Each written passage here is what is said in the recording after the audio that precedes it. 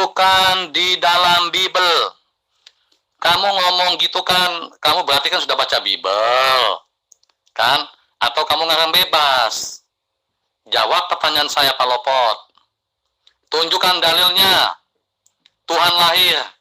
Jangan pindah-pindah dulu. Saya wakili Pak Lopot ya. Di dalam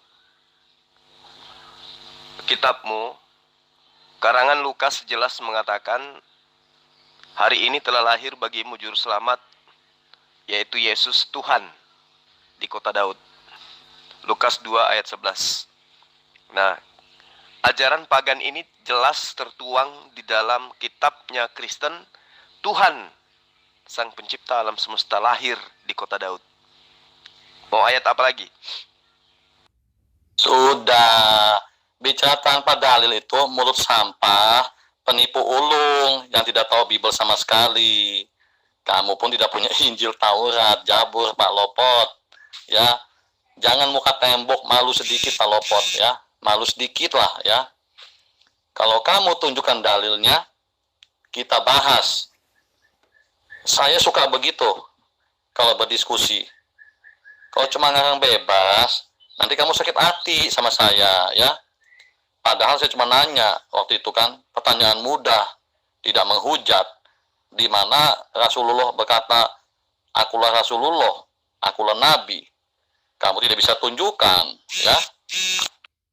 Di atas saya sudah mewakili Pak Lopot menunjukkan kepada Anda di mana kitab Anda mengajarkan ajaran pagan, manusia lahir lalu kemudian disebut sebagai Tuhan. Katanya telah lahir Tuhan di kota Daud. Tuhan-tuhanan milik Romawi Yunani dilahirkan oleh manusia. Kemudian Anda mencari pengakuan Rasulullah Muhammad SAW sebagai Rasul. Itu bertaburan dalilnya, bertaburan perkataan dan pernyataan Rasulullah. Wahai manusia, tidak ada lagi nabi dan rasul yang akan datang sesudahku, dan tidak ada lagi agama baru yang akan lahir. Karena itu, wahai manusia, berpikirlah dengan baik dan pahamilah kata-kata yang kusampaikan kepada kalian. Ya, aku tinggalkan dua perkara. Yang pertama Al-Quran dan yang kedua adalah sunnah, contoh-contoh dariku. Dan jika kamu ikuti keduanya, kamu tidak akan pernah tersesat. Ya, banyak hadis, banyak dalil, ya, yang mengisyaratkan dengan nyata bahwa Rasulullah Muhammad SAW itu mengakui kenabian dan kerasulannya. Paham ya? Nah, sekarang ada tidak dalil Yesus mengakui ketuhanannya sebagaimana yang diajarkan oleh ajaran pagan Kristen? Silakan. Oh, siang Bro Juma, selamat siang. Ya, tadi Lopot katakan Tuhan lahir. Seperti itu kata-katanya Bro Juma, ya. Kalau kamu bilang pagan, saya pun juga bisa bilang pagan, bahwa umat Islam berdoa ke arah batu, ya, mengelilingi batu, mencium batu dan mengusap. Dan kalian harus menyembah pemilik Mekah. Quran surah 106 ayat 3. Ya, seperti itu. Bro Juma, tolong tunjukkan secara jelas Tuhan lahir. Kami tidak pernah menuhankan manusia. Nah, inilah kebanyakan umat Islam yang tidak paham seperti itu. Kalau kaitannya dengan pagan yang kamu tuduhkan kepada umat Islam itu artinya ya, pemahaman Anda selama ini di tahun 2021 sama dengan pemahaman orang di zaman batu terhadap Islam. Bahkan saudara juga buta terhadap kitab Anda sendiri. Itu yang sangat disayangkan. Sudah ambil kitabnya Bani Israel secara tidak sah, tidak memahami pula lebih jauh.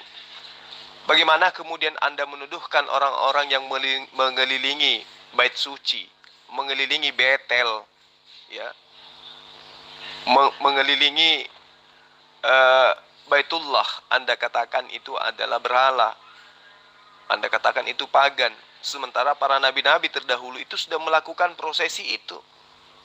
Bagaimana kemudian Yosua, bagaimana kemudian Daud, bagaimana kemudian Yakub melakukan hal yang dilakukan oleh umat Islam. Ya, kata Yosua kepada seluruh bangsa itu, sesungguhnya batu inilah akan menjadi saksi terhadap kita. sebab telah didengarnya segala firman Tuhan yang diucapkannya kepada kita. Sebab itu batu ini akan menjadi saksi terhadap kamu, supaya kamu jangan menyangkal Allahmu. Yosua 24 ayat 27. Lalu bagaimana kemudian Mazmur, ya, yang menerangkan bahwa Yakub itu mengambil batu, ya, mengambil batu, lalu kemudian sujud menghadap batu tersebut dengan memuji Allah. Ya, apakah kemudian itu dikatakan sebagai Yakub itu menyembah kepada batu? Kan tidak. Apakah dia itu disebut sebagai berhala, pagan? Tidak. Itu adalah prosesi. Dan tadi saya sudah membacakan Yosua. Ya, jadi ketidaktahuanmu itulah yang membuat kemudian kamu bingung untuk mau menyangkal pernyataan-pernyataan saya. Kamu bingung, ya, karena menemukan dirimu pagan, menyembah kepada manusia yang dilahirkan, yang kalian sebut dengan Tuhan. Makanya kamu balik menghujat, mengatai kami ini pagan. Padahal, ya, kitab yang kalian ambil dari agama lain itu menunjukkan ajaran-ajaran yang sudah kami ajarkan pada saat ini. Itu sudah dicontohkan nabi-nabi terdahulu. Nah, kamu meragukan kitabmu yang mengatakan bahwa Yesus itu lahir. Pada hari ini telah lahir bagimu juru selamat, yaitu Kristus Tuhan di kota Daud. Apa masih kurang? Kalau terjemahan lamanya jelas dikatakan, sebab pada hari ini sudah lahir bagimu juru selamat, yaitu Kristus Tuhan itu di dalam negeri Daud. Terjemahan 1985, hari ini di kota Daud telah lahir Raja penyelamatmu, yaitu Tuhan Kristus. Mau terjemahan yang mana lagi? Ya. Ayat dalam kitabmu itu membuktikan kalian itu agama pagan. Tuhan dilahirkan oleh manusia.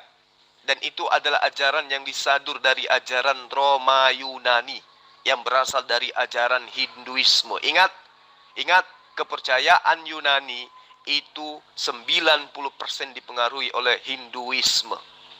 Makanya jangan heran ketika agamamu Kristen itu sama dengan ajaran Hindu. Paham sampai di sini? Bro Juma, yang saya tanya, Muhammad sendiri berkata, akulah Rasulullah, akulah Nabi, dari mulutnya sendiri. Seperti itu dengan tegas. Ya, kalau Yesus jelas, akulah kebangkitan, Al-Bait, akulah terang dunia, Al-Nur, akulah Alfa dan Omega. Itu atribut Asmaul Husna, ya, atribut Allah. Yesus katakan secara langsung. Terima kasih. Ada banyak perkataan Rasulullah yang mengatakan akulah Rasulullah, akulah Nabi, akulah utusan Allah. Ada banyak, semua hadits itu semua langsung ucapan Rasulullah. Paham? Saya kasih contoh yang diriwayatkan oleh Bukhari dan juga Muslim. Saya Muhammad, saya Ahmad, saya pembersih, dan kekafiran harus dihapus melalui saya. Saya pengumpul, manusia harus berkumpul pada hari kiamat yang datang sesudahku. Dengan kata lain, kiamat adalah satu-satunya yang akan datang sesudahku. Dan saya adalah yang terakhir, dalam arti tidak adalah nabi, tidak ada lagi nabi yang datang sesudahku. Itu maksudnya apa? Masih kurang. Kalau dalam bahasa Arabnya jelas, akulah nabi itu inni Rasulullah, inni Nabiullah. Itu saya kasih terjemahannya supaya sebagai umat terjemahan kamu bisa paham. Bahasa Arabnya itu jelas, inni Rasulullah, inni Nabiullah. Paham ya? Dan aku sudah tahu bahwa ya, kamu akan memberikan sebuah pernyataan bahwa Yesus itu ini dan ini dan ini. Saya cuma minta pernyataan Yesus, akulah sang pencipta alam semesta. Dan ini sudah berpuluh tahun tidak ada yang mampu menjawab. Kemudian Yesus mengatakan, akulah kebangkitan. Kamu sebut Al-Bait. Ya, kamu asal-asal. Al-Bait itu apaan artinya? Al-Bait itu bahasa Arab yang artinya ya al-umpan. Umpan ikan kali ya. Terus kemudian kamu katakan akulah terang dunia, Al-Nur. Apalagi tuh Al-Nur? Ya, Al-Nur itu artinya cahaya.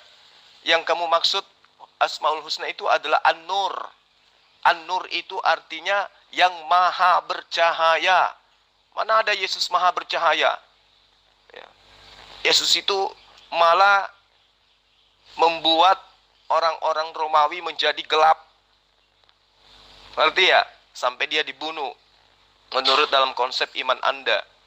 Jadi Yesus itu cahaya, tetapi bukan yang maha bercahaya. Lalu kemudian Anda mengatakan Alfa dan Omega, ya, awal dan akhir. Anda lupa, kalau Anda ingin mengambil ayat 8-nya, ambil ayat pertama. Inilah Yesus Kristus. Inilah wahyu Yesus Kristus yang dianugerahkan Allah kepadanya.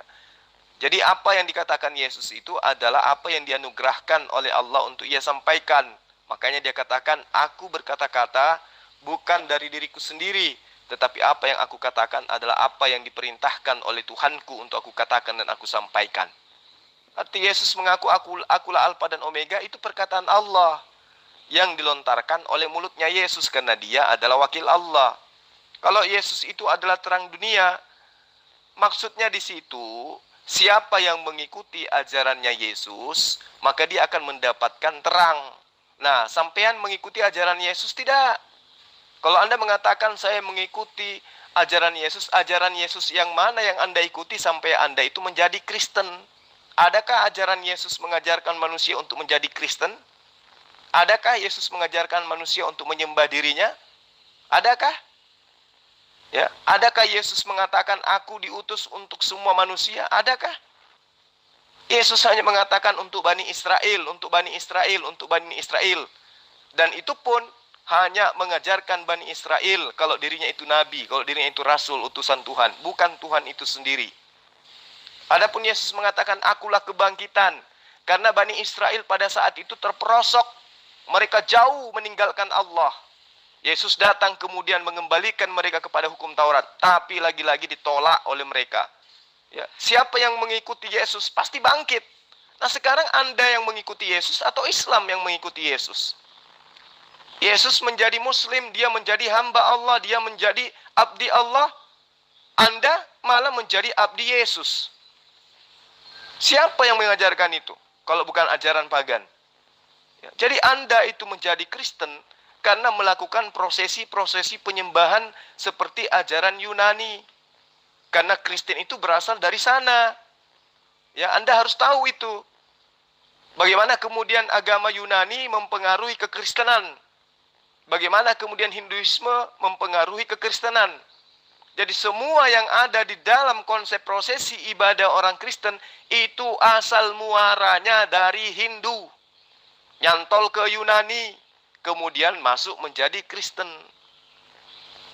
Makanya jangan heran kalau kitabmu itu bukan dari ajaran para nabi-nabi, tapi kitabmu itu berasal dari ajaran orang-orang Yunani.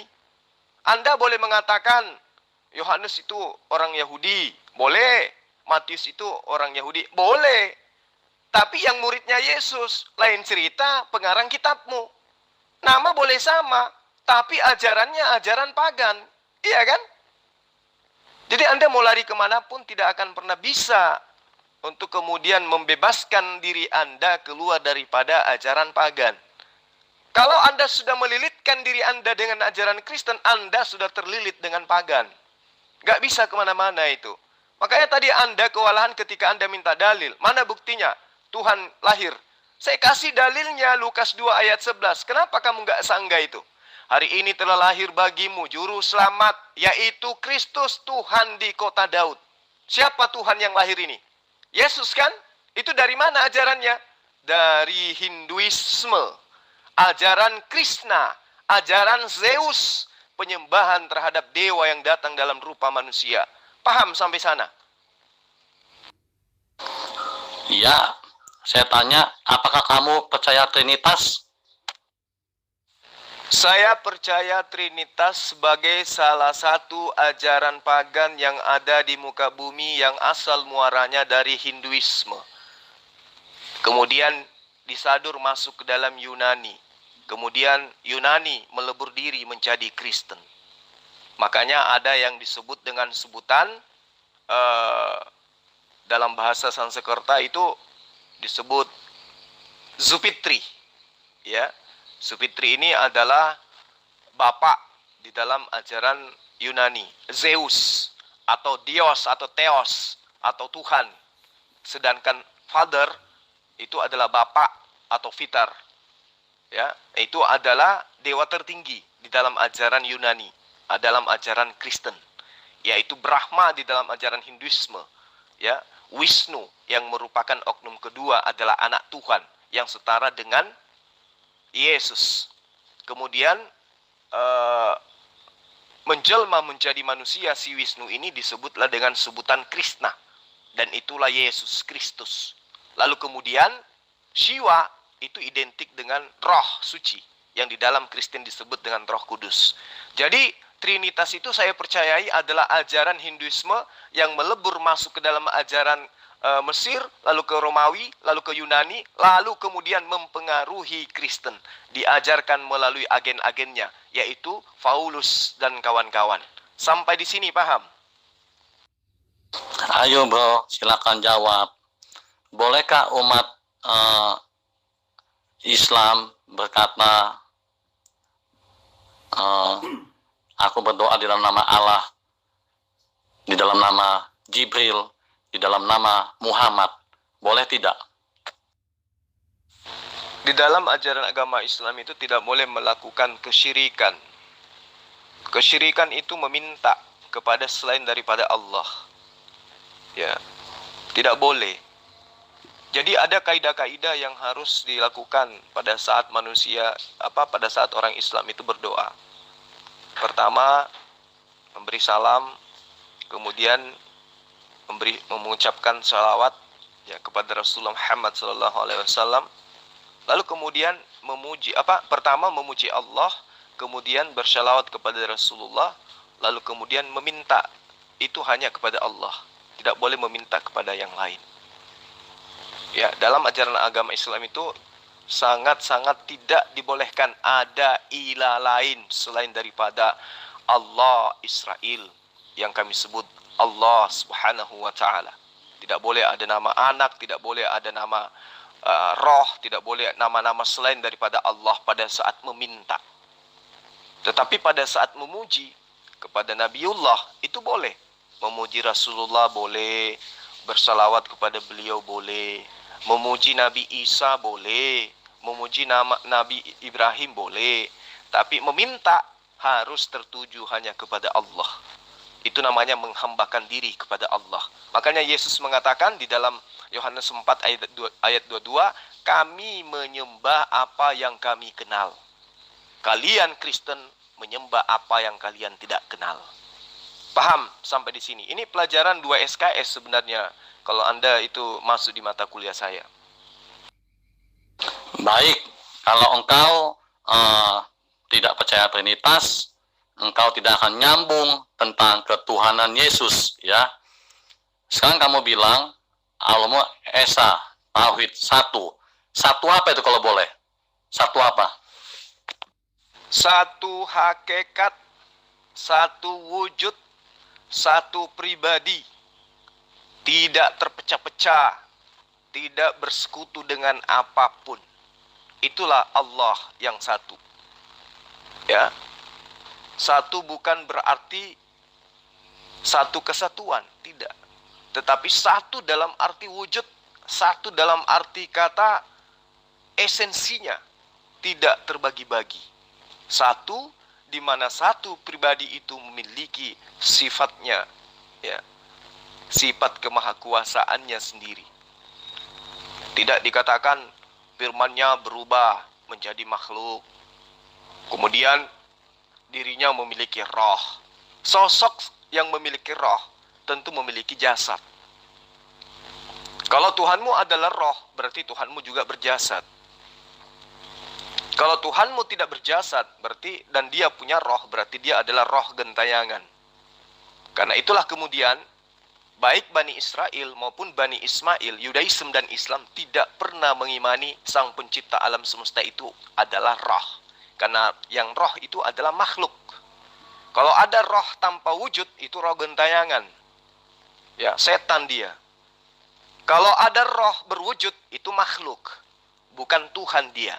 Karena itulah kemudian Sang Pencipta alam semesta itu bukan roh. Tetapi dia adalah Sang Pencipta hidup. Makanya dia maha hidup. Ya, Allahu la ilaha illa huwal hayyul qayyum. Paham ya sampai di sini? Sebenarnya mata kuliah ini 2 SKS kalau Anda menjadi mahasiswa saya. Oke, ya. Tapi rupanya Isa luar biasa, ya. Atau Yesus. Kalian kan ngomong metik Yesus menjadi Isa, ya. Yesus katakan, pergilah, jadikanlah semua bangsa muridku, baptis mereka dalam nama Allah Bapa, Allah Putra, Allah Roh Kudus. Ya, Isa pun kalimatullah dan rohullah. Seperti itu. Sebenarnya Quran kalian sudah menggenapi apa yang Yesus katakan, ya, dalam nama Allah Bapa, Putra, dan Roh Kudus. Terima kasih. Hasan Wijaya, namamu baik, ya sangat baik namamu Hasan dan Wijaya. Tapi sayangnya akalmu tidak sebagus namamu. Ketika Anda menggunakan ayat sisipan Matius 28 ayat 19 itu, kamu harus belajar lebih baik lagi. Karena yang Yesus minta untuk dibaptis itu adalah bangsa muridnya. Memang setahu kamu bangsa muridnya itu bangsa apa saja? Pada saat itu belum ada bangsa-bangsa dalam arti kata bangsa seperti yang kita tahu saat sekarang. Bangsa yang dimaksud di situ adalah suku. Ya, suku bangsa. Suku bangsa muridnya itu ada 12. Di antaranya Benyamin, Yusuf, Lewi, dan seterusnya. Itu yang diminta untuk dibaptis. Dibaptis itu apa maksudnya? Dibaptis itu ditobatkan, diikrarkan. Ya, kalaupun Anda memaksakan, tobatkan dia di dalam nama Allah, di dalam nama saya, di dalam nama Roh Kudus. Itu nggak ada masalah. Ya, nggak ada masalah. Kenapa Yesus minta agar orang-orang ini ditobatkan, Bani Israel ini ditobatkan? Maksudnya tobatkan mereka dengan ajaranku. Tobatkan mereka dengan ajaran Roh Kudus. Tobatkan mereka dengan ajaran Allah.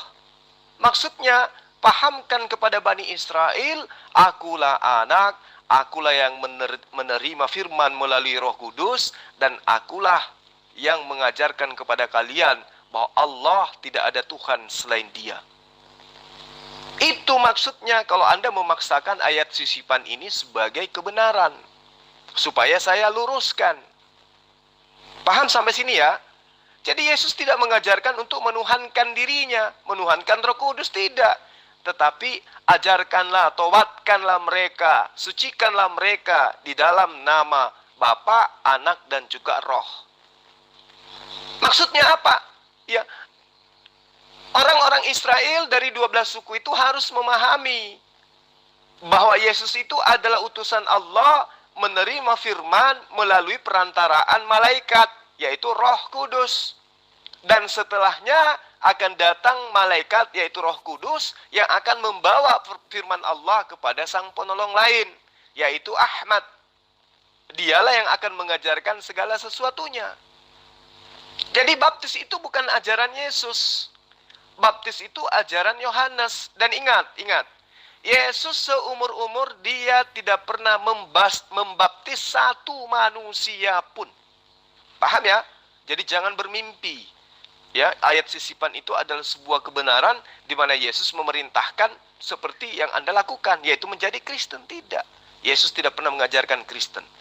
Ayat ini dipaksakan menjadi sebuah kebenaran, maka yang dibaptis hanyalah ke-12 suku Bani Israel. Baptislah seluruh bangsa muridku. Bangsa muridku itu apa aja? Ayo, memangnya muridnya Yesus pada saat itu ada orang Batak? Ada orang Cina? ada orang Tionghoa, ada orang Makassar. Nggak ada. Bangsa muridnya itu cuma 12 bangsa. Ya. Dari Lewi, dari Benyamin, dari Yusuf dan seterusnya. Itu aja. Jadi jangan Anda itu picik di dalam beragama. Dudukkan kebenaran itu sesuai standarnya. Paham sampai di sini? Oh, betul ya. Emang saya juga tidak percaya Yesus sama Isa pasti beda. Kalau Isa kan di pohon kurma, tapi Zakir Naik ngomong Isa Yesus sama, katanya dari Rohullah dan ibunya Maryam. Ya, soal kalian tidak percaya Allah Bapa. Tempo hari Bro Juma dia ngatakan, ya, Yesus Muslim katanya. Wah, jangan penginjil jalan ngakunya itu. Yesus Muslim, Yesus sujud menyembah. Nah, diambil di Matius 26:39. Saya bilang, apakah kamu percaya kepada Yesus sujud menyembah kepada Allah Bapa seperti itu? Sampai hari ini sih dia belum kasih jawaban sih. Nah, terus gini bro, saya nanya dulu tentang tauhid ya. Nanti habis tauhid ini selesai, saya jelaskan Yohanes 17:3, saya janji. Itu alamat tauhid esa. Satu kan kamu bilang kan? Satu apa? Coba jelaskan. Satu apa? Apa satu kumpulan, satu pribadi, atau satu apa? Ya, silakan. Jadi saya jelaskan ya, Saudara Hasan Wijaya. Kalau mengenai Allah itu satu, saya sudah jelaskan di atas, cuman Anda kelihatannya takut membuka VN saya. Situ Anda boleh lihat, Anda boleh dengar. Satu esensi itu apa maksudnya, gitu ya. Jadi bukan 1 tambah 1 tambah 1 sama dengan 1. Itu gila namanya. Jadi Allah itu tidak ada tambah-tambahan. Tidak ada 1 ditambah 1. Nggak ada itu. Allah cuma satu. Satu esensi, satu wujud dia. Ya, dia nggak berbagi-bagi. Jangankan berbagi menjadi manusia sebagian, menjadi roh sebagian. Nggak ada itu. Untuk kembar aja nggak ada Allah itu. Itulah Tuhan yang benar. Nah, itulah Tuhan kami yang disembah oleh Yesus. Yesus itu menyembah kepada penciptanya, yaitu Allah yang maha suci lagi maha tinggi. Kamu mau menyebutnya sebagai Bapa, mau menyebutnya sebagai Dewa, mau menyebutnya sebagai apapun di dalam konsep Yunani, silakan.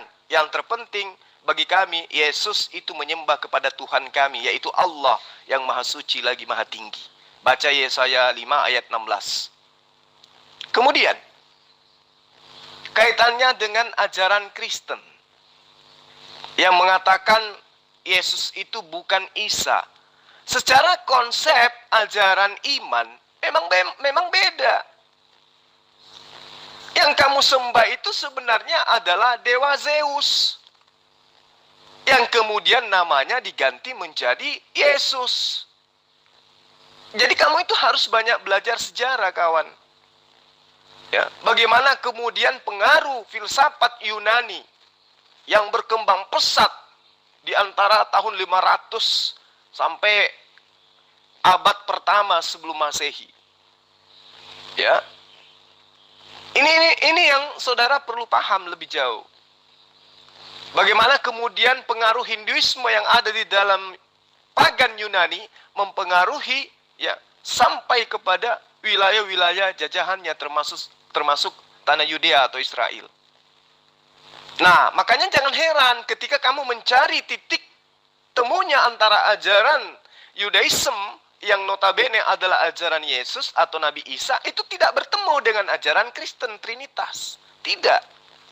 Sampai pada akhirnya, karena Kristen ini sudah menemukan tidak ada titik temunya antara ajaran sembahan Kristen Yesus Trinitas dengan ajaran Nabi Isa atau Iso di dalam bahasa Ibrani atau Aram, ya, atau Yesua di dalam bahasa Ibrani, Iso di dalam bahasa Semitik, itu tidak ditemukan, sehingga Kristen ini mencoba untuk nyamar jadi Advent, kemudian mereka ada yang menjadi Mesianik, ada yang menjadi menyembah satu Tuhan dan Yesus itu sendiri seperti pendeta Henry Tan, itu karena mereka tidak waras lagi.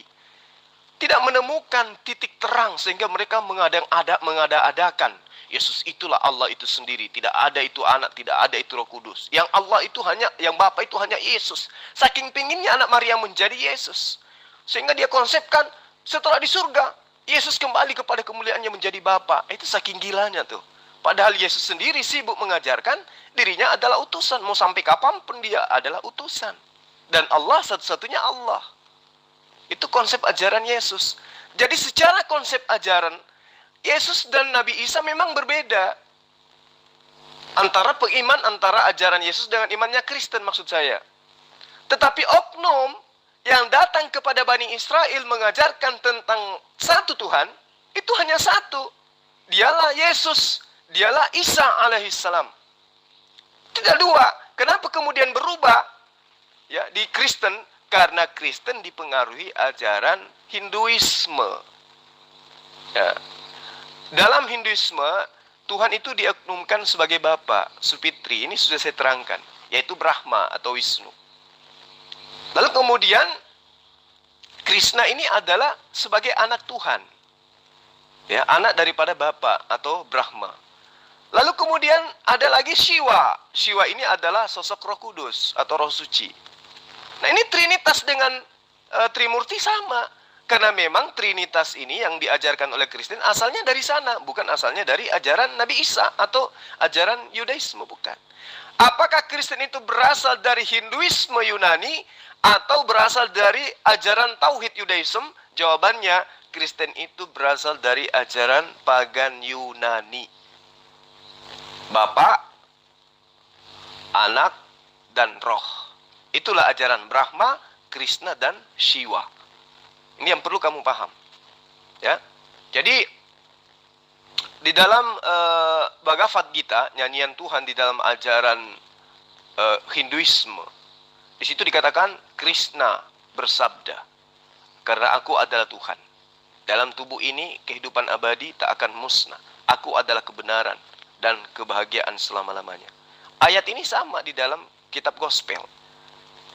Nah, siapa Krishna ini? Krishna ini adalah penjelmaan Dewa Wisnu. Siapa Dewa Wisnu ini? Dialah Father, Bapa atau Brahma. Sama di dalam konsep Kristen. Melalui manusia, ya, yaitu Krishna, si Wisnu ini menjelma. Lalu setelahnya ada lagi yang dikatakan Shiva. Shiva ini adalah Roh Kudus. Sama dengan Kristen.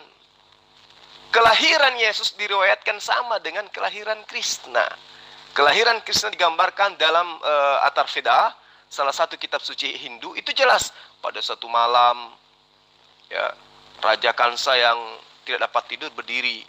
Ini sudah pernah saya ajarkan di banyak forum, itu saya ajarkan bahwa apa yang terjadi terhadap kelahiran Yesus dalam konsep Kristen itu sama konsepnya saat cari 11-12 dengan konsep lahirnya Krishna yang adalah inkarnasi daripada Brahma atau Wisnu.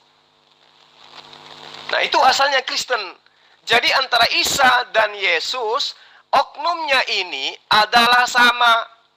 Yang datang kepada Bani Israel, yang mengajarkan Tauhid, mengembalikan kembali hukum-hukum Taurat kepada Bani Israel. Yang waktu itu ingin dibunuh oleh mereka. Oknum sama. Tetapi ajarannya kemudian menyeleweng ketika diajarkan Paulus dan kawan-kawan. Kenapa? Karena Paulus mengawinkan ajaran Trinitas Yunani, pagan Yunani, dengan ajaran Yudaism. Lahirlah Kristen. Ya, itu yang perlu saudara Hasan Wijaya pahami dengan baik. Enggak, saya cuma nanya satu. Berarti satu pribadi gitu maksudnya ya? Satu pribadi apa satu kumpulan atau gimana? Gitu aja, Bro Yusuf. Satu pribadi bukan Allahmu. Satu wujud, satu esensi. Ya, Allah itu satu, enggak dua, enggak tiga. Enggak ada hitungan kalau bagi Allah, cuman satu, tidak ada yang lain. La ilaha illallah. Tidak ada Tuhan, yang ada hanya Allah. Itu yang benar. Jadi sembahan-sembahan yang lain itu hanya makhluk yang dipagankan. Yesus adalah makhluk yang dituhankan. Roh adalah makhluk yang dituhankan. Itu ajaran pagan itu. Yang benar adalah sang pencipta alam semesta itu cuma satu. Mau kamu katakan esensinya satu boleh, kamu katakan pribadinya satu boleh. Itulah yang benar. Jadi tidak ada ajaran Yudaisme, tidak ada ajaran Hinduisme, animisme, politeisme, Hellenisme Stoa di dalam pengajaran sang pencipta alam semesta yang benar. Yang disembah oleh para nabi. Dialah Allah yang maha suci lagi maha tinggi. Satu esensi, satu pribadi, tidak berbagi. Ya, tidak seperti ajaran Kristen yang pagan. Telah lahir di kota Daud, Tuhan, juru selamat kita. Itu ajaran apa itu? Dan Anda meninggalkan ayat yang Anda minta kan? Anda ketampar kan? Dengan dalil Anda, Pak Lopot tunjukkan kepada saya, mana buktinya? Di kitab kami ada Tuhan lahir. Tak kasihin ayatnya, pura-pura bingung dia. Pura-pura nggak dengar VN saya. Kamu pura-pura hanya Yusuf aja terus. Padahal kamu paling rajin dulunya. Ya, menanggapi VN saya. Tapi sekarang, kamu lari saya dengan menggunakan satu kaki. Karena kakimu yang satu sudah pincang. Nggak bisa lagi ngapa-ngapain. Makanya saya katakan kepada saudara, kalau Anda ingin terjun di dunia debat, apalagi di sana ada orang yang lebih paham kitab Anda daripada Anda, maka Anda lebih baik undur diri dari dunia debat. Ya, karena mohon maaf saya harus katakan, saya tampil sebagai penginjil itu bukan setengah-setengah, saya total, asal Anda tahu. Saya di kantor pun saya menginjili. Artinya enggak, ini hari kerja loh. Ya. Saya nginjilin, saya enggak peduli. Nah itu makanya saya katakan kepada Anda, sekali lagi, kalau Anda mau belajar, jujur, Zulkifli, saya ingin daftar jadi murid Anda, meskipun keyakinan kita beda. Udah selesai. Berarti Anda harus duduk di hadapan saya, menerima pengajaran dari saya. Dan kuncinya hanya satu, syaratnya hanya satu. Anda tidak perlu bayar perpuluhan. Saya hanya minta Anda mendudukkan akal sehat Anda, mendengarkan dan menelaah apa yang saya sampaikan. Catat, lalu kemudian Anda pahami dengan menggunakan analisa akal sehat. Itu aja sebenarnya. Ya. Itu aja. Mudah-mudahan Anda bisa tersadarkan, tercerahkan dengan VN yang saya kirimkan kepada Anda, tapi Anda tidak buka. Ya, mana tahu besok Anda meninggalkan keegoan, meninggalkan kebahlulan Anda untuk kemudian membuka diri. Yang mana sih sebenarnya ajaran Yesus itu? Kristen atau Muslim? Ya, maksud saya menjadi Kristen atau menjadi Muslim? Itu loh. Mudah-mudahan ke depannya Anda bisa paham juga bahwa Kristen itu ternyata adalah ajaran pagan. Baik, Bro Yusuf, saya terima ya. Jadi satu esensi yang tidak ada setara dengannya. Ayo kita buka Maryam 19, 16, 17. Ya, kita bahas pelan-pelan ya. Oke, saya nanggapin nih ya. Saya kasih kamu mata kuliah yang 3 SKS kaitannya dengan kalimatullah atau ruhullah. Ya, yang mencoba kamu ambil di dalam surah Maryam dan juga ayat surah Maryam ayat 16 dan ayat 17. Dan di situ dikatakan wazkur fil kitabi Maryam izin tabasat min ahliha makanan saqiyah. Dan diceritakanlah di dalam kitab yaitu Al-Qur'an tentang Maryam. Kisahnya yaitu ketika ia menjauhkan diri dari keluarganya ke suatu tempat di sebelah timur. Jadi Maryam mengasingkan diri di suatu tempat di sebelah timur rumahnya maksudnya. Lalu kemudian di ayat ke-17-nya dikatakan fattakhat min dunihim ya hijaban wa arsalna ilaiha ruhana. Jadi yang Anda permasalahkan di sini adalah ruh dari kami. Ya, maka ia mengadakan tabir yang menutupinya dari mereka. Yaitu Maryam membuat tabir untuk melindungi dirinya sewaktu ia membuka penutup kepalanya atau membuka pakaiannya atau menyucikan dirinya dari haid. Nah, ini sebagai umat terjemahan harus kamu paham. Lalu kata Allah, kami mengutus kemudian kepadanya roh kami. Nah, orang Kristen mengakui bahwa roh itu adalah Tuhan. Sehingga dia terjemahkan ayat ruhana ini Tuhan yang datang kepada Maryam. Nah, inilah umat terjemahan. Harus dipahami dulu bahwa ruh di sini itu adalah malaikat Jibril. Makanya kalau mau belajar Islam, apalagi hanya modal terjemahan, harus kudu wajib ya sadari diri dulu. Kapasitas saya ini apa untuk mengkaji Quran yang hanya umat terjemahan yang diajarkan konsep Yunani bahwa Tuhan itu adalah roh. Sedangkan Islam tidak mengimani Tuhan itu adalah roh. Yang diimani umat Islam itu adalah Tuhan sang pencipta alam semesta itu adalah pencipta roh. Jadi ketika ada kata ruhana artinya dan kami mengutus ciptaan kami kepadanya. Apa ciptaan Allah yang datang kepada Maryam di sini? Tidak lain dan tidak bukan adalah malaikat Jibril. Malaikat Jibril ini kemudian menjelma di hadapan Maria. Ya. Dalam bentuk apa? Dalam bentuk manusia yang sempurna. Jadi bukan Allah yang datang kepada Maria kemudian menjelma menjadi manusia. Ini konsep pagan kalau diimani seperti itu. Makanya mengkaji Quran itu jangan hanya menggunakan terjemahan.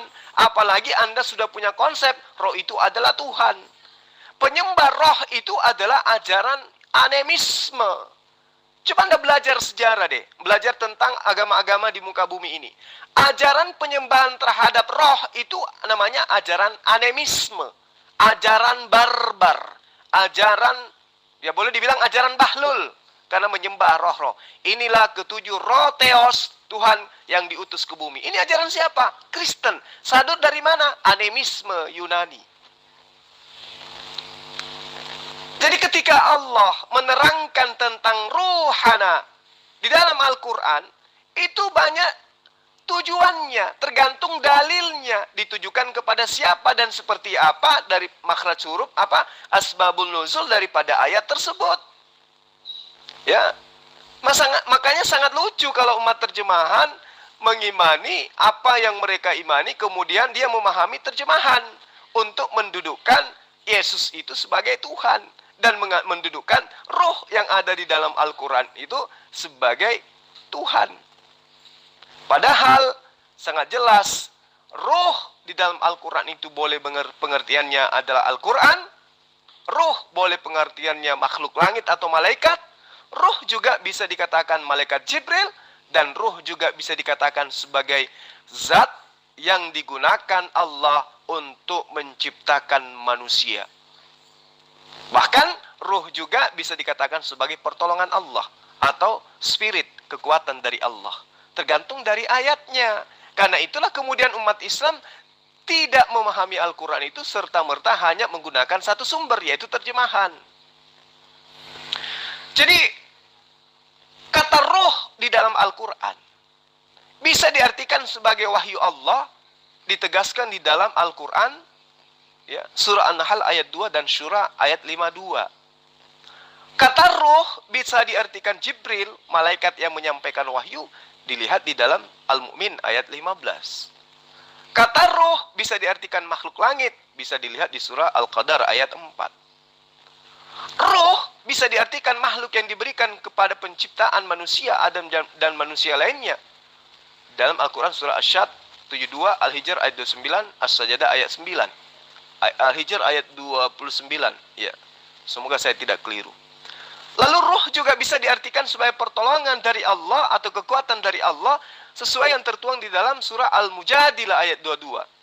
Dan juga bisa diartikan sebagai makhluk langit seperti yang tercantum di dalam ayat Qadar ayat 4 yang saya sebutkan tadi. Ya. Jadi ulaika kataba fi qulubihim al-iyamana wal ayyahum biruhidin minhu. Itu artinya bahwa roh itu adalah ciptaan yang berasal dari Allah. Ya, itu yang perlu Anda pahami dengan baik. Jadi ketika misalnya di dalam, bukan cuma dalam surah Maryam, ada juga dalam surah Al-Anbiya ayat 91. Dan ingatlah kisah Maryam yang telah memelihara kehormatannya, lalu kami tiupkan ke dalam tubuhnya ruh dari kami, dan kami jadikan dia dan anaknya tanda kekuasaan Allah yang besar bagi semesta alam. Jadi kata ruhu minhu, ya, itu artinya ruh dari kami. Min ruhina, ya, itu juga artinya adalah ruhullah atau ruh Allah. Jadi ini adalah suatu pernyataan yang harus, ya, dikaji dengan kajian yang mendalam terhadap makhraj huruf dan ilmu nahwu, bukan dengan main tunjuk ayat. Apa yang dimaksud dengan ruh dari kata ruhu minhu atau ruhuna, ya, di dalam surah An-Nisa, di dalam surah apa tadi yang Anda maksud, dalam surah Maryam dan seterusnya. Apa maksud itu? Ya, Anda harus paham bahwa ruh Allah atau ruhana itu maksud adalah ruh dari kami. Min ruhina artinya dari ruh kami. Kami di sini adalah Allah yang mengutus malaikat Jibril datang kepada Maryam. Sampai sini paham tidak? Makanya di dalam surah Asy-Syadd ayat 72 dan juga Al-Hijr ayat 29 dikatakan, maka apabila telah kusempurnakan kejadiannya dan kutiupkan kepadanya rohku, maka hendaklah kamu tersungkur dan bersujud kepadanya. Apa maksud daripada rohku di sini? Roh maksudnya di sini adalah ciptaanku berupa roh, di mana roh itu adalah alat yang kugunakan untuk menghidupkan benda mati. Paham ya?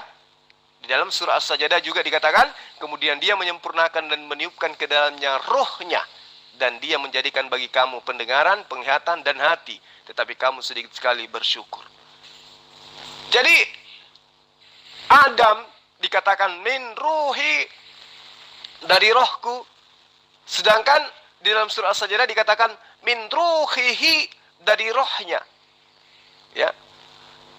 Jadi tidak ada pemahaman bahwa ruh itu adalah Allah itu sendiri. Roh kami, ruhina, ya, roh darinya, ruhu minhu. Tidak ada yang masalah di situ. Hanya saja sebagai umat terjemahan kamu nggak paham ini. Ya, ini mata kuliah 9 SKS kalau tidak salah. Assalamualaikum, Gurunda. Silahkan dilanjut aja. Ya, saya udah malas gitu. Itu orang bocor halus, perlu ditambal gitu. Saya juga udah kelamaan on di sini, terlalu lama online. Terus juga ada kerjaan gitu. Jadi saya mau pamit dulu, Gurunda. Silakan Gurunda lanjut dengan dia. Biar dia sehat kayak gitu. Kasih aja, kalau dikasih SKS itu dia nggak ngerti, nggak bakal ngerti. Terkasih aja permen itu dia. Oke, lanjut Gurunda. Saya pamit dulu ya. Assalamualaikum warahmatullahi wabarakatuh. Waalaikumsalam warahmatullahi wabarakatuh. Jadi Hasan Wijaya itu memang sudah beberapa saat ini dia kelihatannya mencoba untuk menghindar, sehingga dia tidak berani buka VN kita gitu. Saya maklum sih, karena dia takut imannya pasti goyah, karena ini membahas tentang esensi Sang Pencipta. Saya hanya ingin mengatakan kepada beliau dan juga rekan-rekan Muslim yang ada di sini, termasuk yang teman-teman Kristen, supaya bisa paham. Kalau dikatakan dalam surah Maryam 16 ayat 17 itu, yang datang kepada Maryam itu adalah Allah yang berubah wujud menjadi manusia, maka Kristen semua harus mengikuti pola itu. Ya, Allah mengatakan dalam proses penciptaan Adam dengan kata min ruhi, dari rohku. Apakah orang-orang Kristen ini mau menyembah Adam? Karena ternyata Adam itu dikatakan oleh Allah min ruhi. Ya, Adam itu dari rohku. Nah, apakah mereka mau menyembah roh yang ada pada diri Adam. Karena di situ juga dikatakan min ruhi. Lalu kemudian untuk seluruh manusia yang diciptakan oleh Allah, Allah juga mengatakan kalimat yang sama, kata yang sama, min ruhihi. Ya. Nah, apakah kemudian semua manusia yang berasal dari roh Allah, ya, dari rohnya atau dari Allah min ruhihi, apakah mereka juga itu adalah Tuhan yang mereka mau sembah? Lalu untuk malaikat Jibril, Allah mengatakan ruhina. Apakah juga mereka ingin menuhankan Jibril? Ya, hanya karena Allah mengatakan untuk Nabi Isa dengan sebutan mirruhina. Ketika untuk mengatakan Adam, Allah mengatakan min ruhi. Kepada manusia Allah mengatakan min ruhihi. Kepada malaikat Jibril Allah mengatakan ruhina. Lalu kepada Yesus Allah mengatakan juga ruhina atau ruhu minhu. Apakah kemudian orang-orang Kristen ini mau menyembah Adam, menyembah malaikat, menyembah semua manusia yang berasal dari roh? Tentu tidak, bukan? Karena itulah kemudian saya hanya ingin berpesan kepada Kristen-Kristen semuanya, jangan pernah pola paganisme Anda pahamkan untuk memahami ayat-ayat suci Al-Quran.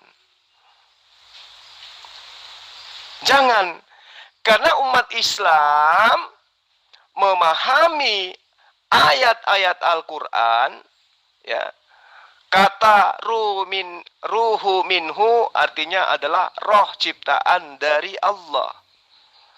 Umat Islam memahami ruhina, roh kami adalah roh ciptaan yang berasal daripada Allah. Yang berasal daripada Allah yang diutus kepada Maryam. Ruhina, makhluk kami yang datang kepada Maryam. Lalu ada lagi dikatakan min ruhi, dari rohku. Maksudnya min ruhihi, semua itu adalah ciptaan Allah. Nah, kalau mereka menyangkal, maka mereka harus menyembah Adam, karena Adam juga dikatakan min ruhi.